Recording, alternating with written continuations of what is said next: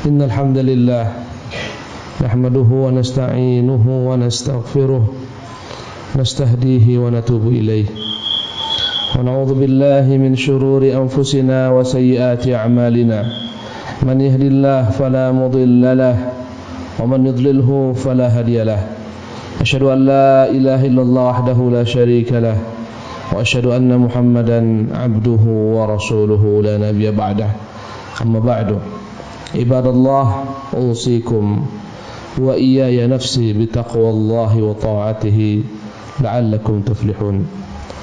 Ma'asyiral muslimin, sidang Jumat yang dimuliakan oleh Allah Subhanahu wa taala. Telah dekat masanya kita akan mendapati hari-hari orang pulang ke kampung. Istilah mudik lebaran adalah merupakan tradisi yang telah mengakar, mengurat dalam budaya masyarakat kita. Anda lihat hari-hari ini orang mulai menyiapkan bekal. Pasar-pasar penuh, swalayan-swalayan, mal-mal. Mereka mulai mengumpulkan satu demi satu barang yang akan dibawa mereka mudik ke kampung halaman mereka masing-masing. Hari ini adalah hari-hari di mana orang sibuk membeli tas-tas, koper-koper. Bahkan hari yang orang telah siap-siap dengan kendaraan. Yang tak punya kendaraan, mereka telah mulai sana sini cari rental mobil. Semua bersibuk menyiapkan diri untuk lebaran di kampung halaman, bertemu dengan orang-orang yang tercinta, bertemu dengan orang-orang yang terkasih. Ma'asyiral muslimin yang dimuliakan oleh Allah Subhanahu wa taala, sesungguhnya perumpamaan kita yang ingin kembali ke kampung halaman, mudik berlebaran, berjumpa dengan negeri kita yang hakiki, kampung halaman di mana kita dilahirkan dan dibesarkan, tempat berkumpul sanak saudara dan handai tolan, sungguh mirip dengan perumpamaan kampung kita yang abadi kelak nun jauh di sana, di negeri akhirat. Bukanlah ini kampung halaman kita, bukan Batam kampung halaman kita, bukan Indonesia kampung halaman kita, bukan Kepulauan Riau kampung halaman kita.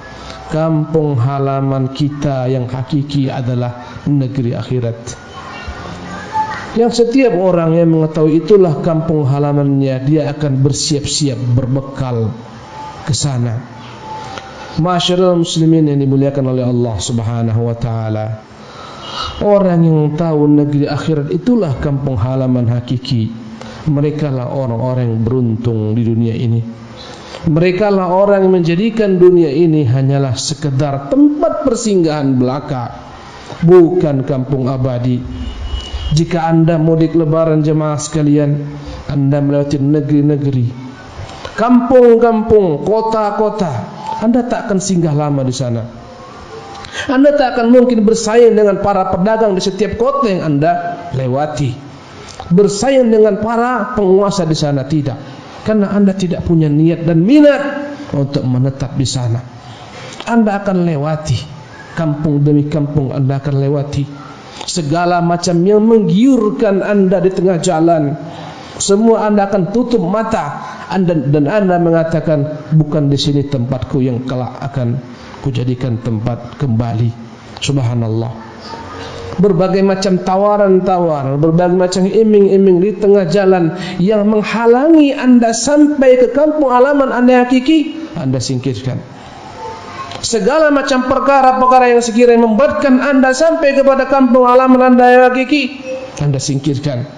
Tak pernah ada orang ketika mau pulang ke kampung halaman bawa rumah yang telah dia bangun di kota, tak muat rumahnya dimasukkan ke dalam bas kontainer pesawat. Rumah tak akan dia bawa. Tak akan pernah ada ceritanya orang membawa segala sesuatu yang dimiliki, ya, di tempat dia berada. Ketika akan kembali kampung halaman, dia akan ambil sekedarnya saja, baju sekedarnya saja, Perkakas rumah tangga sekedarnya saja yang sekira tidak memberatkan baginya sampai ke negeri yang akan dia capai. Begitu jugalah dengan negeri akhirat. Orang yang menjadikan negeri akhirat itulah negeri abadi dan hakiki, yang hatinya merindukan negeri tersebut. Dia tak akan jadikan dunia ini segalanya baginya. Dia ambil sekedar yang dapat membuat dia sampai ke kampung halamannya. Dia tidak pernah dibuat silau dengan gemerlap harta yang menjadikan dirinya, yang menjadikan dia, yang menjadikan tujuan hidupnya adalah untuk harta. Tidak, dia tidak akan pernah silau, karena dia tahu harta yang mati-matian dia cari tak akan pernah dia bawa mati. Mustahil akan dia bawa mati. Dia tak akan pernah sedikit pun terlena dengan kekuasaan yang dia pegang, dengan jabatan yang dia miliki. Tak akan pernah, karena dia tahu sesungguhnya kelak bukanlah itu yang akan dibawanya ke negeri yang abadi. Ma'asyiral muslimin rahimakumullah, suatu ketika Rasulullah sallallahu alaihi wasallam memegang pundak Abdullah bin Umar radhiyallahu anhu. Rasulullah katakan kepada Abdullah bin Umar, sebagaimana Imam Al-Bukhari meriwayatkan, apa kata Ibnu Umar? Akhadha Rasulullah sallallahu alaihi wasallam bimankibayya. Rasulullah memegang kedua pundakku. Faqala, dan beliau berkata sallallahu alaihi wasallam, kun fid dunya ka'annaka gharibun aw 'abiru sabil. Wahai Abdullah, jadilah engkau di dunia ini seolah-olah engkau orang asing, gharibun, orang asing. Jemaah sekalian, tatkala kita berada asing di suatu negeri yang bukan negeri kita, kita akan tampil beda dengan orang-orang negeri tersebut. Boleh jadi pakaian kita tidak sama dengan pakaian mereka, karena bukan negeri kita. Subhanallah. Boleh jadi kita tidak begitu peduli dengan berkumpulnya manusia. Anda lihat ketika Anda mau pulang kampung, ada antrian orang sibuk, ya, mereka berlomba-lomba mencari pekerjaan. Anda akan tinggalkan, Anda biarkan. Bukan ini tujuan hidupku. Anda melihat orang bersaing di pasar-pasar dalam perdagangan mereka, Anda tak berhenti di pasar, Anda mengatakan bukan ini tujuan hidupku. Subhanallah. Itulah perumpamaan orang asing. Dia tidak akan bersaing berlomba-lomba dengan penduduk negeri yang dia lewati. Subhanallah. Maka demikian jugalah orang-orang yang ingin kembali mudik ke negeri akhirat, dia tak akan pernah jadikan dunia sebagai tujuan hidupnya. Tak akan berlomba-lomba dengan ahli dunia yang menjadikan dunia sebagai hidup mereka. Tak akan bersaing dengan ahli dunia yang menjadikan harta sebagai tujuan hidup mereka. Dalam benaknya, apa yang dia miliki cukup baginya selama dapat melancarkan dia sampai ke negeri abadi yang dia tuju. Apa kata Nabi sallallahu alaihi wasallam kepada Abdullah bin Umar, kun fid dunya ka'annaka gharibun. Jadilah engkau di dunia ini bagaikan orang yang asing. Subhanallah. Keterasingan dengan akidah yang dia bawa, keterasingan dengan sunnah yang dia miliki. Dia rela tampil dalam keadaan aneh di tengah-tengah orang yang begitu banyaknya yang dia selisihi. Dia tak peduli, karena bukan inilah kampung abadinya. Subhanallah. Dia tak begitu peduli dengan apa kata orang banyak. Dia tak akan peduli dengan apa yang dicari orang banyak, apa perbincangan orang banyak. Subhanallah. Walaupun dia bersama mereka dengan badan-badan mereka dan badannya, tapi hatinya berbeda. Dia dalam satu lembah dan orang-orang hidup bersamanya dalam lembah lain. Masyaallah muslimin yang dimuliakan oleh Allah Subhanahu wa taala. Itu risiko orang-orang asing dan orang-orang yang terasing demi mencapai negeri akhiratnya. Dan akan datang masanya orang-orang yang mengamalkan agama ini dengan hak, yang mengetahui tujuan yang hak, mereka akan menjadi orang-orang yang asing dan aneh di tengah-tengah manusia.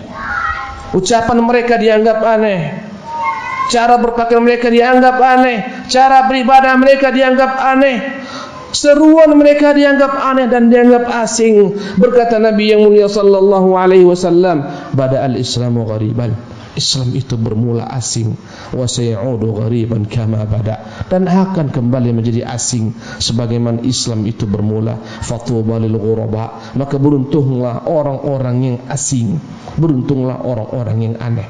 Ma'asyiral muslimin yang dimuliakan oleh Allah Subhanahu wa taala. Berpesan Nabi yang mulia kepada Abdullah bin Umar, kun fid dunya ka'annaka gharibun aw 'abiru sabil.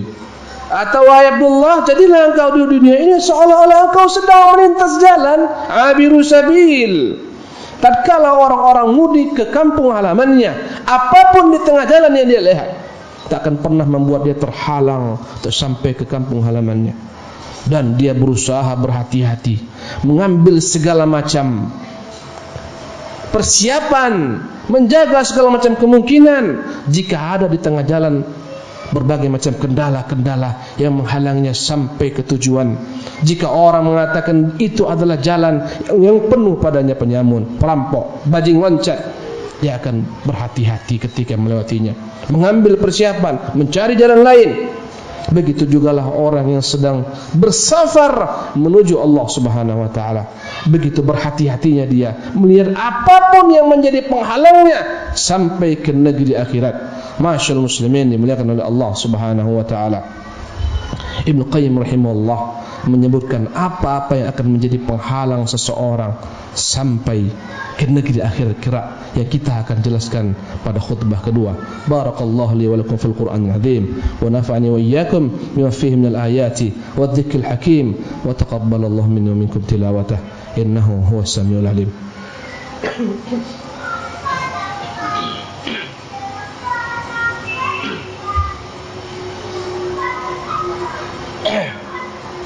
Alhamdulillah wassalatu wassalamu ala Rasulillah wa ala alihi wa sahbihi wa mawalah ila yaumil qiyamati. Amma ba'du. Ma'asyiral muslimin yang dimuliakan oleh Allah Subhanahu wa taala. Inilah penghalang-penghalang safar. Ini penghalang-penghalang mudik kita sampai kepada negeri abadi, negeri akhirat, sampai kepada zat yang kita cintai, Allah Azza wa Jalla. Barang siapa yang tak mampu menghadapi halangan-halangan ini, tak sampai dia kepada Allah Azza wa Jalla, tak sampai ke kampung abadinya. Dan yakinlah dan pastikan kampung kita berasal bukan Batam dan Kepri, bukan Indonesia maupun Saudi Arabia. Kampung kita berasal adalah surga, Jannatun Naim. Dari sana orang tua kita Adam alaihi salatu wassalam dan ibunda kita Hawa ditempatkan di sana, dan dia dikeluarkan untuk sementara agar kembali ke kampung halaman tersebut. Barang siapa yang lupa kampung halamannya surga Jannatun Naim, maka dialah sebenar-benarnya orang yang merugi. Barang siapa yang tak kembali ke kampung halaman abadi surga Jannatun Naim, dialah sebenar-benarnya orang yang merugi. Dialah yang tercegat di dalam safarnya menuju Allah Subhanahu wa taala. Berkata Ibnu Qayyim rahimahullah dalam kitabnya Al-Fawaid, idza azamal 'abdu 'ala as-safar ila Allah taala wa iradatihi, ketika seorang hamba telah memancangkan niatnya, dia harus sampai musafir menuju Allah Subhanahu wa taala, aradat lahu al-khawadi wal qawati, akan muncullah di tengah jalan tatkala dia ingin sampai kepada Allah Subhanahu wa taala penghalang-penghalang, pemutus-pemutus safarnya, sebagaimana di dunia ini. Subhanallah, di tengah jalan uangnya dicuri habis, tak sampai ke negerinya. Subhanallah, terlunta-lunta di tengah jalan. Kadang-kadang di tengah jalan dirampok, tak sampai ke negerinya. Kadang-kadang di tengah jalan tertipu dengan orang-orang, tak sampai ke negerinya. Subhanallah, inilah penghalang-penghalang. Fayankhadi'u awwalan bisyahawati wa riasat. Penghalang pertama yang membuat orang tersungkur tak sampai ke kampung abadi kepada Allah, dialah segala macam bentuk syahwat, segala macam bentuk kecenderungannya untuk melampiaskan hawa nafsunya, syahwatnya. Wariasat, penghalang yang pertama mencapai negeri akhirat Allah Azza wa Jalla adalah jabatan dan kekuasaan.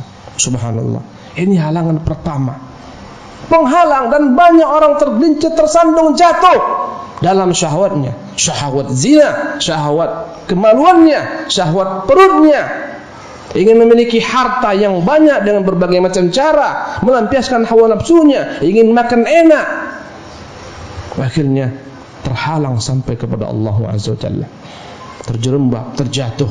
Dan ini penghalang pertama. Dan ini yang paling banyak manusia terhalang di sini. Dunia yang menjadikan orang lalai sehingga jadilah dunia tujuan hidupnya. Tak pernah dia berpikir dunia yang dia jadikan sebagai tujuan hidup tak akan mungkin dia bawa kekal. Untuk dunia orang, subhanallah, merobek pekatnya malam, menjingsing fajar, subhanallah, rela berpayah-payah untuk mengumpulkan dunia dan dunia. Dan ini adalah musim untuk negeri akhirat dan musim untuk negeri dunia, Ramadan. Yang menjadikan Ramadan musim negeri akhirat, memenuhi masjid-masjid dengan ibadah kepada Allah. Yang menjadikan Ramadannya musim bagi negeri dunia, yang memenuhi mal-mal dan plaza-plaza dengan segala macam gemerlap dan keindahan yang terdapat dalamnya. Lalai para pedagang, lalai manusia. Fala haula wala quwwata illa billah. Maka yang pertama ini akan membuat dia terhalang. Fayankhadi'u awwalan bisyahawat. Dia akan terhalang, tercegat dengan berbagai macam syahwat yang menipu, yang menggiurkan. Wariasat, segala macam jabatan-jabatan, subhanallah, yang dia korbankan pemikirannya, waktunya untuk kursi jabatan, subhanallah, sehingga lalailah baginya akhiratnya. Bahkan demi jabatan dia halalkan yang haram, menyuap-menyuaplah, menyogok-menyogoklah, menyingkirkan lawan dengan cara yang batil, singkirkanlah, tak peduli. Subhanallah, ini orang-orang yang miskin, ini orang-orang yang kita harus tangisi, subhanallah. Dan jangan sampai kita bagian daripada orang yang kita tangisi tersebut. Wal maladh wal manakih wal malabis. Di antara penghalang yang pertama berupa syahwat ini, jabatan, kekuasaan, subhanallah. Wanita-wanita wal manakih yang ingin dia nikahi, yang ingin dia sambung hubungan dengannya, baik dengan hubungan yang halal ataupun haram. Kadang ini penghalang seorang sampai kepada Allah Jalla wa'ala. Kadang-kadang membuat mereka terhalang untuk sampai kepada Allah. Banyak wanita-wanita yang suaminya saleh setelah menikah menjadi taleh, yang memenuhi kajian-kajian, akhirnya setelah menikah hilang daripada kajian-kajian. Sebelum menikah begitu kuatnya dalam berinfak, kuat dalam menimba ilmu, mempraktekkan kebenaran, mengamalkan kebenaran. Setelah menikah hilang itu semua. Ini adalah penghalang, subhanallah, penghalang manusia sampai ke negeri Allah Subhanahu wa taala. Wal manakih wal malabis, kecintaan kepada pakaian-pakaian. Orang rela mati gaya membeli pakaian yang mahal, rumah yang mahal, semua yang mahal dengan cara-cara yang haram, tak peduli. Ini penghalang pertama, ma'asyiral muslimin, ini dimuliakan oleh Allah Subhanahu wa taala. Fa in waqafa ma'aha inqata'. Jika dia hanya sampai di sini tertipu, maka dia pun terputus jalannya, tidak sampai kepada Allah Azza wa Jalla. Wa in rafadhaha wa lam yaqif ma'aha wa sadaqa fi talabihi. Andai kata dia tak pedulikan, dia pejamkan, dia picingkan matanya daripada dunia dan gemerlapnya orang berlamba-lamba ke sana. Dia pejamkan matanya daripada jabatan kekuasaan, daripada wanita-wanita menjadi penghalangnya, pakaian yang bagus-bagus. Apakah berarti dia telah langsung sampai kepada Allah? Tidak. Allahu Akbar. Datanglah penghalang kedua yang lebih dahsyat daripada pertama ini, tapi tak banyak orang mengetahuinya. Apakah penghalang kedua? Apakah penghalang kedua itu, ma'asyiral muslimin, yang dimuliakan oleh Allah Subhanahu wa taala? Kata beliau, ubtuliya biwat'i aqibihi. Maka akan diujilah dia dengan banyaknya orang-orang yang menjadi pengikutnya, mengelulukannya, fansnya, banyak fansnya, banyak orang-orang yang mencintainya, mengaguminya, karena dia telah lepas daripada segala macam godaan dunia serta syahwatnya. Maka dia dianggap menjadi orang saleh, menjadi dianggap orang berilmu, menjadi panutan. Maka berbondong-bondong orang mencium bekas-bekasnya, berebut minumnya, berebut bersalaman dengannya, berebut untuk menundukkan kepala, mencium tangannya, menyebutnya dengan segala macam kebaikan. Andai kata dia kuat, jalan. Andai kata dia tak kuat, lalai, jatuh dalam bentuk pengkultusan kepada dirinya, sehingga dia menganggap dirinya adalah segala-galanya, sehingga dia menganggap dirinya adalah tujuan hidup manusia. jatuh, tak sampai kepada tujuannya. Ibnu Qayyim rahimahullah berkata, "Wabtuliya biwad'i aqibihi wa taqbili yadihi wa tawsi'ati fil majlis."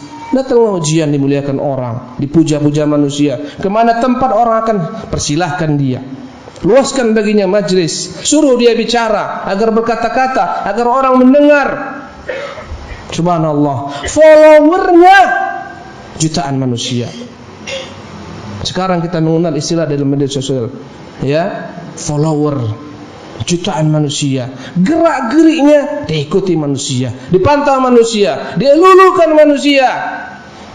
Andai kata dia lalai menganggap dirinya sebagai malaikat, habis. Sampai di situ, tak sampai kepada Allah Subhanahu wa taala. Muncullah sifat ujub, muncullah sifat bangga. Subhanallah, muncullah sifat mensucikan dirinya. Jemaah ini dimuliakan oleh Allah Subhanahu wa taala. Wal isyara ilaihi bid-du'a wa raja'i barakatihi. Ya, ujian yang kedua ini, mulailah orang-orang menunjukkan tangan-tangan mereka kepadanya. Ini orang saleh, ini orang berilmu, ini orang mulia, ini orang. Subhanallah. Dan berebut orang mencari keberkahan bermajlis dengannya. Subhanallah. Bahkan keberkahan daripada dirinya. Ya dan billah. Subhanallah. Maka orang-orang seperti ini ludahnya pun berusaha diperebutkan manusia. Subhanallah. Air bekas minumnya, orang berebut mengambilnya. Andai kata dia lihat dan dia kagum dengan dirinya, habis sampai di situ. Subhanallah. Lihatlah para sahabat begitu bencinya yang namanya popularitas.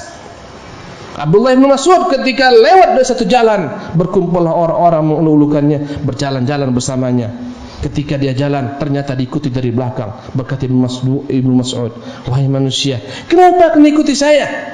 Wahai imam, kami begitu senang, bangga, kami bersuka cita berjalan dengan anda, bermajlis dengan anda."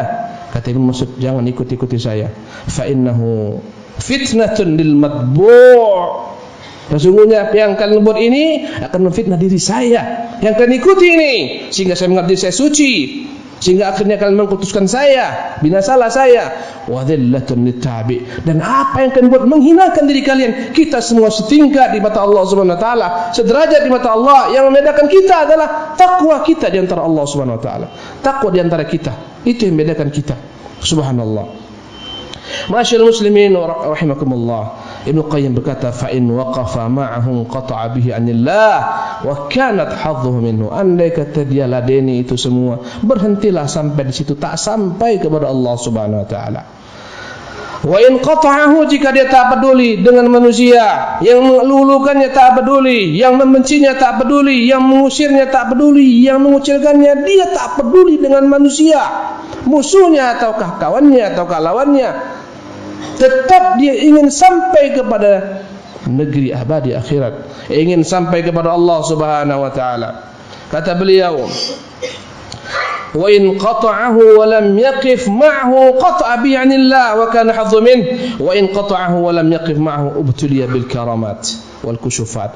Andai kata dia berhenti sampai di situ, habislah dia, tak sampai ke kampung halamannya, tak jadi mudik ke negeri akhir, ke negeri abadi, negeri akhirat. Dialah merasa rela, dialah menganggap dirinya segala-galanya, pujian manusia. Habis sampai di sana akan terbenamlah dia bersama orang-orang terbenam. Jika tak peduli, tak ada urusanku dengan manusia. Mau puji, mau celah, mau jadi fan, tidak fan, bukan kalian urusanku. Aku mau sampai ke negeriku yang abadi. Datanglah penghalang yang ketiga. Subhanallah. Dan ini penghalang semakin sedikit orang yang merasakannya. Allahu Akbar. Apakah penghalang tersebut? Ubtuliya bil karamati wal kusyufat. Maka Allah uji dengan kekeramatan bagi dirinya. Kadang-kadang di malam hari tangannya bercahaya. Subhanallah. Kadang-kadang Allah berikan berbagai macam karamah kepadanya. Subhanallah. Sebagaimana Allah berikan karamah kepada orang-orang terdahulu. Kadang-kadang dalam waktu yang sangat membutuhkan, dia berjalan di atas air. Subhanallah. Kadang-kadang berbicara kepada hewan-hewan. Sebagaimana karamah yang Allah berikan kepada para sahabat. Subhanallah. Ketika mereka berjihad, ketika mereka masuk ke dalam gua-gua di tengah keadaan yang gelap gulita, mereka khawatir segala macam di gua yang mengganggu, Mereka katakan, wahai hamba-hamba Allah dalam gua, kami hamba Allah berjihad di Allah Subhanahu wa taala, keluarlah kalian. Keluarlah dari gua tersebut segala macam binatang-binatangnya, binatang buasnya. Subhanallah, karamat. Berjalan safinah Maula Rasulullah SAW dalam satu peperangan. Subhanallah, dia terdampar di tepian hutan. Datanglah singa. Dia berkata, wahai singa, aku adalah pembantu Rasulullah sallallahu alaihi wasallam. Dia diiringi singa sampai melewati tempat musuh. Subhanallah, itu karamat. Dan begitu sedikit orang-orang yang Allah berikan ini. Ada orang-orang diberikan karamat, andai kata dia pedulikan karamat ini, merasa puas dengan karamat ini, habis.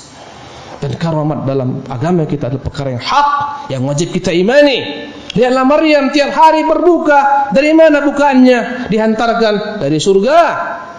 Kita yakini adanya karamat bagi wali-wali Allah. Bertanya ketika itu Zakaria, anna laki hadha? Ini makanan dari mana kau peroleh? Qalat huwa min indillah. Ini makanan dari Allah, dari surga. Ini karamat.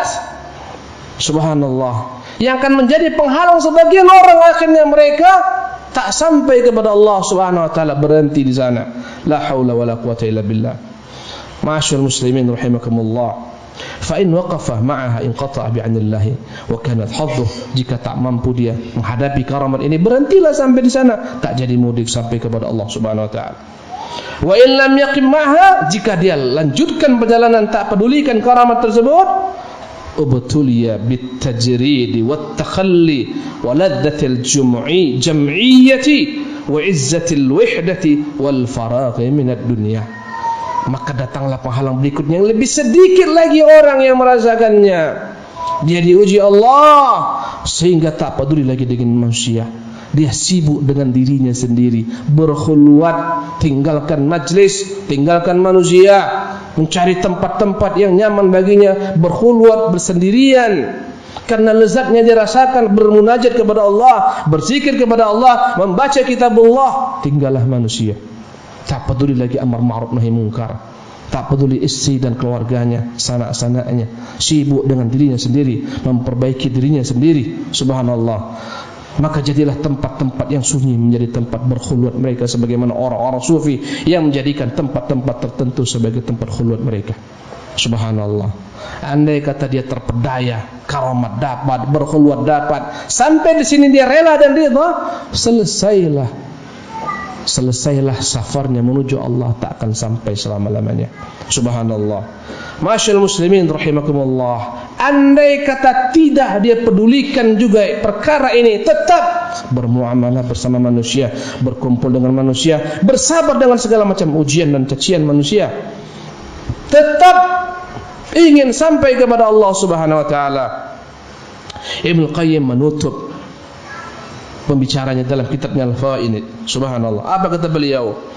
Fa in waqafa ma'a dzalika qata'a bihi 'anil maqsud. Andai kata dia begitu heboh menyibukkan dirinya, khulwatnya, tak peduli lagi manusia, terputus jalannya menuju Allah, tak sampai mudik kepada negeri akhiratnya. Subhanallah.